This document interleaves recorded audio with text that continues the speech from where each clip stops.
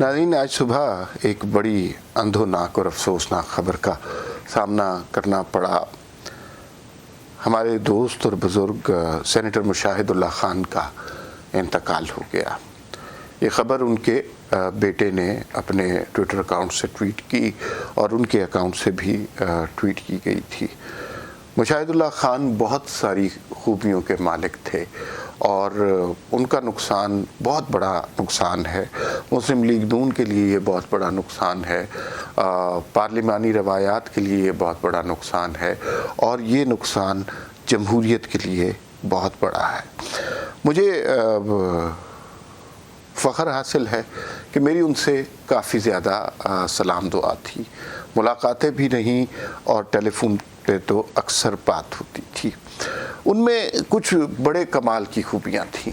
آپ کسی بھی اس لیول کے شخص کو فون کریں تو ہمیشہ کوئی سیکٹری یا کوئی پی اے یا اسسٹنٹ فون پر جواب دیتا ہے، لیکن مشاہد اللہ خان صاحب ہمیشہ اپنا فون خود اٹھایا کرتے تھے، اور آپ نے انہیں فون کال کی ہے اور کسی وجہ سے وہ فون نہیں اٹھا سکے تو یہ ممکن ہی نہیں ہے کہ وہ آپ کو بعد میں کال نہ کریں۔ وہ ضرور کال کرتے تھے، آپ کی بات توجہ سے سنتے تھے، آپ کے تلخ سے تلخ سوالات کا بڑی تسلی سے جواب دیتے تھے۔ ان کے دو روپ تھے، دو رخ تھے ان کی شخصیت کے۔ ایک رخ تو لوگ اکثر واقف ہیں کہ جو انہوں نے پارلیمنٹ میں یا فلور آف دا ہاؤس پر دیکھا ہے، اور وہ بڑا جلالی قسم کا روپ تھا اور اس میں ان کے ترکش میں کئی تیر ہوا کرتے تھے۔ وہ ڈٹ کر اپنی بات کرتے تھے، ڈرتے شرتے کسی کے نہیں تھے۔ جمہوریت کے لیے ان کی سٹرگل بڑی پرانی ہے۔ مشرف کے دور میں بھی وہ جیل میں گئے، ان کے اوپر بہت ساری مشکلات بھی پڑیں، صعوبتیں بھی انہوں نے اٹھائیں، اور جب ضرورت پڑی تو انہوں نے اپنی وزارت کی قربانی دینے سے بھی دریغ نہیں کیا۔ وزارتیں وغیرہ ان کے لیے کوئی زیادہ اہم مسئلہ نہیں تھی، نہ ہی وہ اسے درخور اعتنا سمجھتے تھے، اور وہ بس ایک نظریے پر ڈٹ جانے والے لوگ تھے۔ جو فلور آف دا ہاؤس پر ان کا طرز عمل تھا، عام زندگی میں وہ بالکل مختلف تھے۔ آپ نے دیکھا کہ فلور آف دا ہاؤس پہ وہ بڑے گرجتے برستے تھے اور بڑے جلالی قسم کے خطاب کرتے تھے، اور جس طرح کی باتیں ہمارے ہاں ممنوع ہیں، جن کے بارے میں آواز اٹھانا بھی جرم تصور کرتا ہے، وہ اس طرح کی باتیں بڑی سہولت سے، بڑے مزے سے اور بڑے دبنگ طریقے سے جو ہے وہ فلور آف دا ہاؤس پہ کہتے تھے۔ یہ تو ان کی بہادری کی دلیل ہے۔ پھر اس کے بعد پڑھے لکھے آدمی تھے اور بہت سلیقے سے بات کرتے تھے۔ شعر کا بہت اچھا ذوق تھا، ہر موقع کے لیے ان کے پاس اشعار ہوتے تھے، اور وہ شعر کی کتاب کا مطالعہ بہت شوق سے کرتے تھے۔ تمام نئے شاعروں سے اور کلاسک سے وہ بہت اچھی طرح واقف تھے، اور گفتگو میں وہی شائستگی اور شستگی کا ملحوظ خاطر کرتے تھے۔ لیکن اگر کوئی ان سے، وہ لوگوں کو ان کے مطابق ٹریٹ کیا کرتے تھے۔ اگر کوئی ان سے شستہ لہجے میں کوئی بھی سوال کر رہا ہے، سخت سے سخت سوال کر رہا ہے، تو ان کا لہجہ تلخ نہیں ہوتا تھا، ان کا لہجہ شیریں ہوتا تھا، اور وہ بڑے سلیقے سے، ہنر سے اور بڑے اچھے اسلوب میں اس کا جواب دیا کرتے تھے۔ دوسری خوبی یہ ہے کہ اگر ان سے کوئی بدتمیزی کرے، اگر کوئی ان پر رقیق حملہ کرے، اگر کوئی ان پہ نیچ وار کرے، تو پھر وہ جو اس طرح کی پھبتی کسنے والے کو محاورتاً نہیں حقیقتاً گھر چھوڑ کر آیا کرتے تھے اور کوئی قدر لحاظ نہیں کیا کرتے تھے۔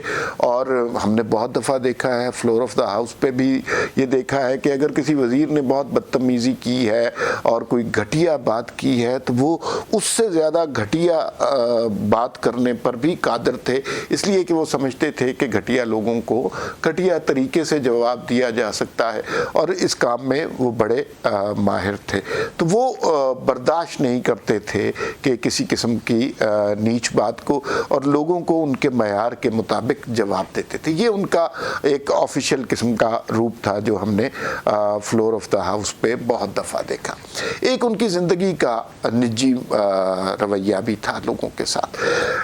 جو شخص ان کے پاس مہمان آتا اس کا بڑا احترام کرتے تھے۔ مجھے ان کے پاس جانے کا اتفاق ہوا کئی دفعہ، تو وہ بہت محبت سے بڑی عزت کے ساتھ اپنے مہمان کو ویلکم کیا کرتے تھے.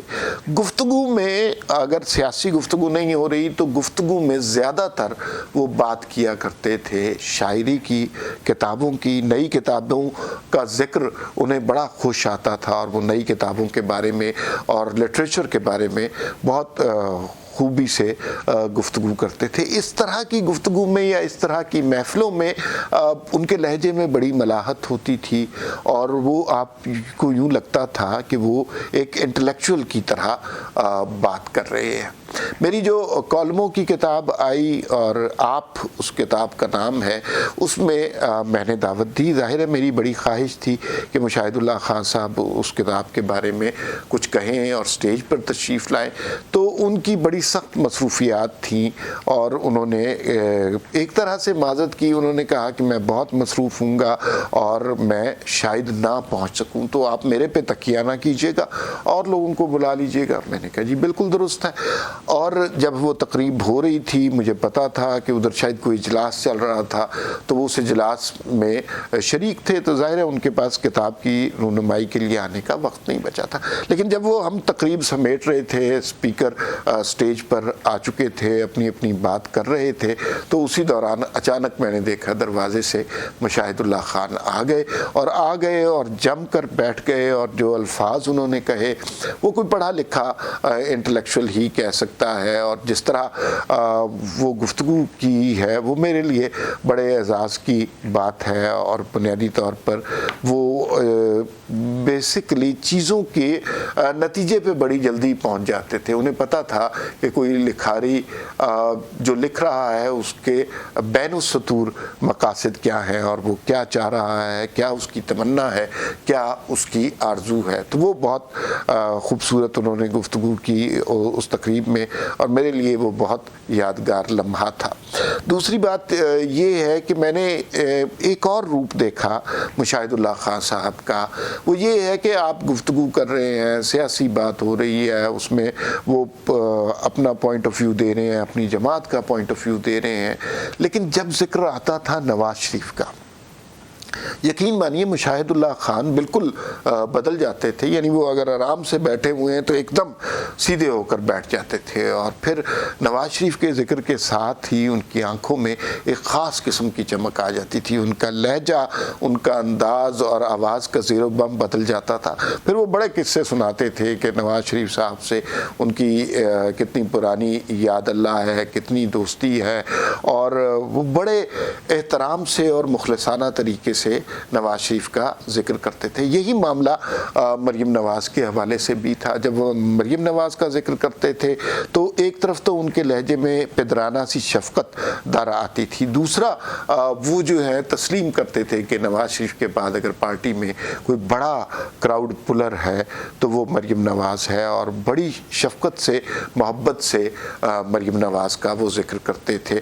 یہ میں نے دیکھا ہے کہ وہی شخص جو اسمبلی میں جو ہے شیر کی طرح چنگھاڑتا تھا, جو جس کے تقریر کے خوف سے دوسرے لوگ جو ہے نا وہ تھر تھر کانپتے تھے, وہی شخص جب اپنی پارٹی کے لیڈر کی بات کرتا تھا تو وہ اس کا لہجہ کتنا ریشم ہو جاتا تھا. اور مشاہد اللہ خان ان لوگوں میں سے تھے جو ایک شخصیت کے ساتھ ایک نظریے پر ڈٹ کر ساری عمر گزار دینا پسند کرتے ہیں. انہوں نے زندگی میں زیادہ کوئی چھلانگیں وغیرہ نہیں لگائیں جس طرح کے لوگوں سیاسی کلا بازیاں لگاتے ہیں. وہ ایک نظریے کے ساتھ, ایک شخصیت کے ساتھ مخلص تھے اور آخری دم تک اس ساتھ رہے. میری آخری دفعہ جب ان سے بات ہوئی تو اس زمانے میں, اور اس بات کو شاید مہینہ گزرا ہے, وہ بہت علیل تھے اور آواز ان کی بہت توانا نہیں تھی. تو اس زمانے میں یہ لانگ مارچ اور استعفے اور اس طرح کی چیزیں ڈسکس ہو رہی تھی. اسی حوالے سے میں نے ان سے کچھ سوال پوچھے تو انہوں نے ایک پیش گوئی کی تھی کہ یہ مارچ اپریل تک یہ جو حکومت ہے یہ چلے گی نہیں, اس کا بہرحال اس جعلی حکومت کا, اس مصنوعی سیٹ اپ کا خاتمہ ہونا ہی ہے. یہ ان کی آخری پیش گوئی تھی جو میرے ساتھ گفتگو کرتے ہوئے انہوں نے کی. اور بھی بہت سی باتیں ہیں, لیکن ظاہر ہے جو ان کے ساتھ باتیں ہوئیں وہ راز ہی رہنی چاہیے اور وہ امانت ہوتی ہیں کسی طرح کی. لیکن یہ بڑا تکلیف دہ عرصہ گزرا ہے ریسنٹ پاسٹ. اس میں دیکھیے حاصل بزنجو کا انتقال ہو گیا، جمہوریت کے لیے ایک بڑی توانا آواز تھی. جسٹس سیٹھ وقار کتنا بڑا آدمی تھا اور کتنے دبنگ انہوں نے فیصلے دیے، ان کا انتقال ہو گیا. ہمارے دوست ارشد وحید چودھری کیا لاجواب انسان تھے، کس طرح مخلص تھے جمہوریت کے ساتھ، کس طرح کلیرٹی تھی ان کے تھاٹس میں، ان کا انتقال ہو گیا. اور اب مشاہد اللہ کا انتقال ایک بہت بڑا سانحہ ہے. یہ سانحہ اس ملک کی جمہوریت کے لیے ہے. ان سب لوگوں کا انتقال جو ہے وہ بیسیکلی پاکستان کی جمہوریت کے لیے بہت بڑا نقصان ہے، بہت بڑا خلا ہے جسے پر نہیں کیا جا سکتا. ڈوب کر وقت کے اندھیروں میں ایک نیا آفتاب ابھارا ہے.